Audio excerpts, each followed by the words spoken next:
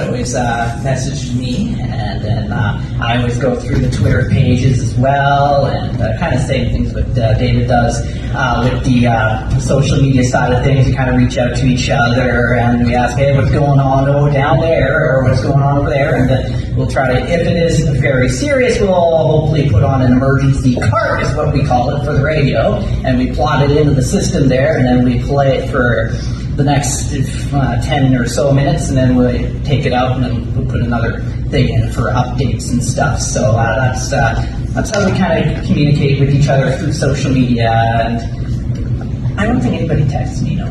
Anyways, so that's how that plays out on the, and also we always have a great communication with all the storm chasers.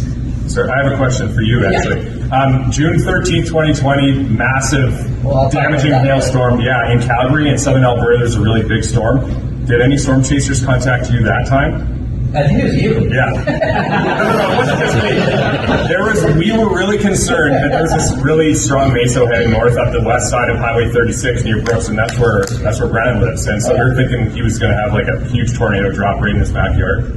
Yep. Can you tell us that story? Okay. So that kind of is an answer to another question down the road here too. But so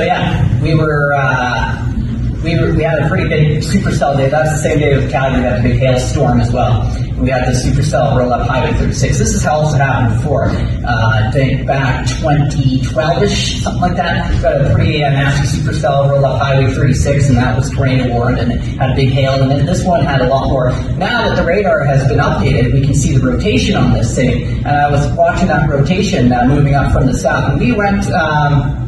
I messaged our program director, I also messaged our other radio host and drum heller that this storm is coming up and we got to get on the air right now. We got to get this stuff on our station. So that's what we did. I did this remotely from my house, because nowadays you can do radio from your house, which is actually kind of cool. 10 years ago you couldn't do that. Now you have the technology. All you need is wide orbit, and there you go. You get your things plotted right in the system there. So we have the supercell rolling up from the south, and we're tracking it on the radio, doing the emergency carts every 10 or so minutes.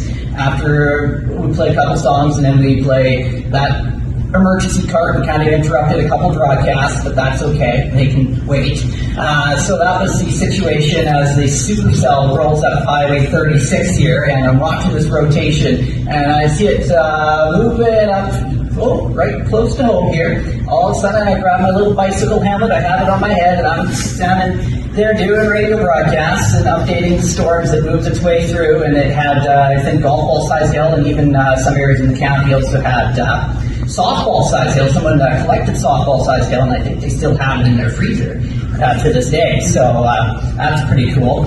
So that was that supercell that rolled up from the south, went through Vauxhall into Brooks there, and it had that very strong rotation. Once that rotation was over, we were able to, it was a bit of a sigh of relief, but that was probably my first time ever doing live radio on a supercell, and that was, I have to say, that was probably one of my best days.